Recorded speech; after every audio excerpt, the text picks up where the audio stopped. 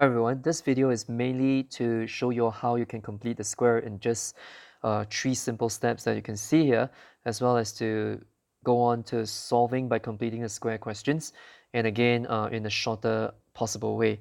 Now whatever that you have learned before, maybe going in this direction, but the main purpose of this video is to simplify the method so that everyone can actually learn how to complete a square, particularly to target these type of questions that you can get in school, whereby they ask you to express this in the form of that, all right? And the process of getting this done is called completing the square.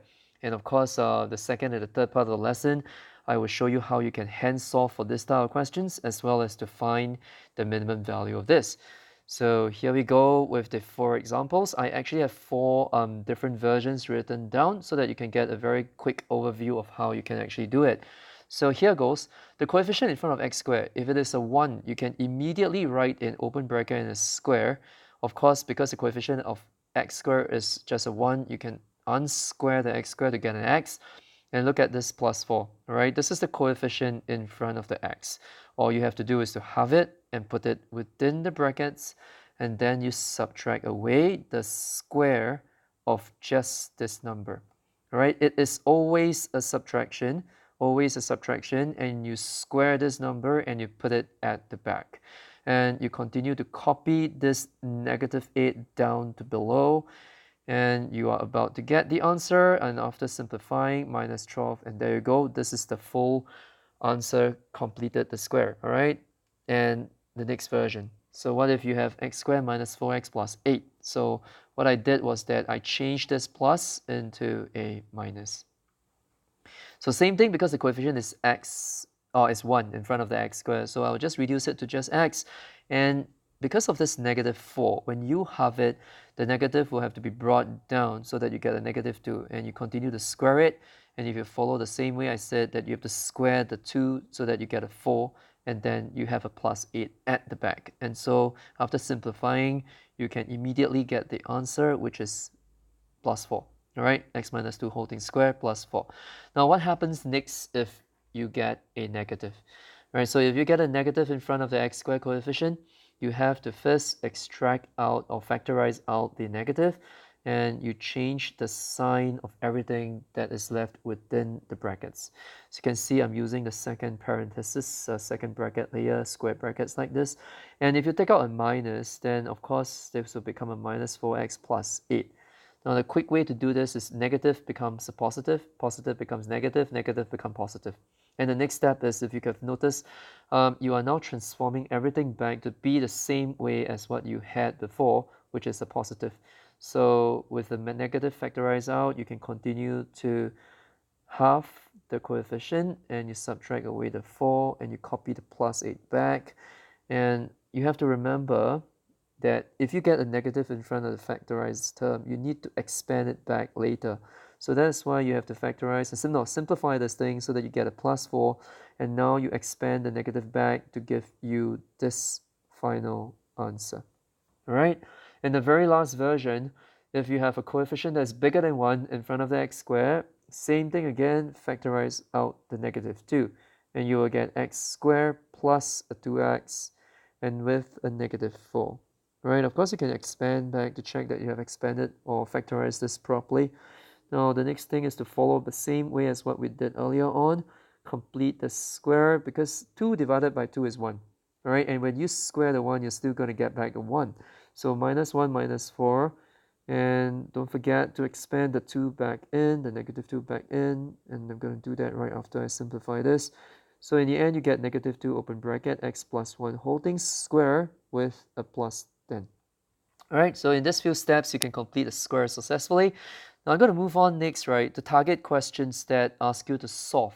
Right, usually this will happen right after you complete a square, and the question will add in, hence solve this by completing the square, or hence solve this quadratic equation. So when you get this, I'm going to start off by completing the square again. And if you are fast enough, you will have looked back at the video and you'll understand that you can halve this and you square this, and in the end you will get a -12 that is equals to 0. So you will get equals to 12 on the right hand side, and after this you can straight away square it. So take note that when you square it, you're supposed to get two answers, one of them that is positive, and you can draw a line in between, and you're going to get the other version that is negative. Right? So you can also make x a subject, and you get two different versions of answers, of which one of them is positive and the other one is negative. So you can press the calculator for this answer, right? And you'll get two x values for solving. Right, just one more example. If I get -4 here in the coefficient, same thing, x minus 2 whole thing square, minus away the square plus 8 that is equals to 0, and you will get x minus 2 whole thing square that is equals to a -4. All right, I have set this question not in the right way, so maybe allow me to change this into a -8 here, so that I get a -8, and then bringing over, I get a 12. So same thing, you will get x minus 2 square root of 12, as well as x minus 2 is equals to negative square root 12. And there you go, the two answers are out. All right, and in this next part of the lesson, I'm going to show you how this graph actually look like, and you understand why do you have to complete a square. So in this graph here, I've actually sketched out the red one on decimal, that how this graph should look like, okay? And I have other videos on how you can actually sketch the graph followed by plotting. So for this lesson, it's just to understand the purpose of completing a square and what it actually achieves. So if you focus on to this lowest point of the graph, for the first completed the square equation, you will get a coordinate of -2 comma -12. And if you take a look at this equation now, did you notice something that's similar? Like for example, this x plus 2 here, and this is a -12. The lowest point on the graph which I have displayed is a -2 comma -12.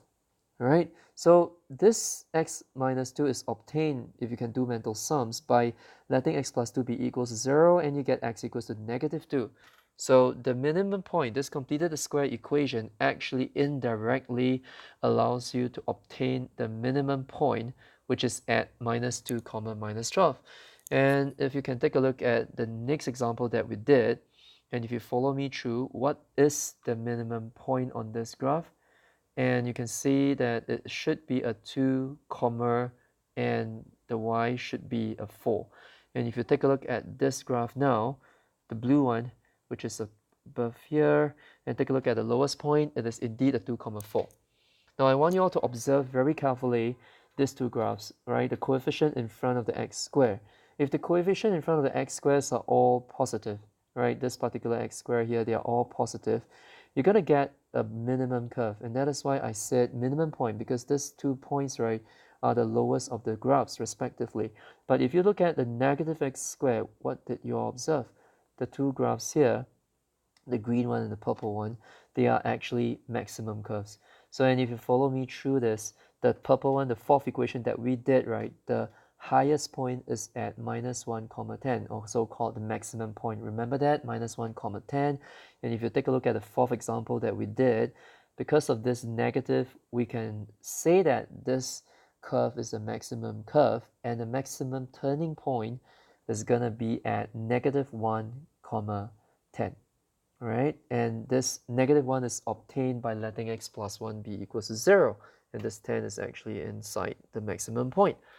Right, so this is basically it, how you can complete a square and get the understanding of minimum values and maximum values. I will actually save a PDF file which you all can retrieve at the end of this video in the description below, and if you have any questions, please leave a comment. I'll do my best to answer all your questions.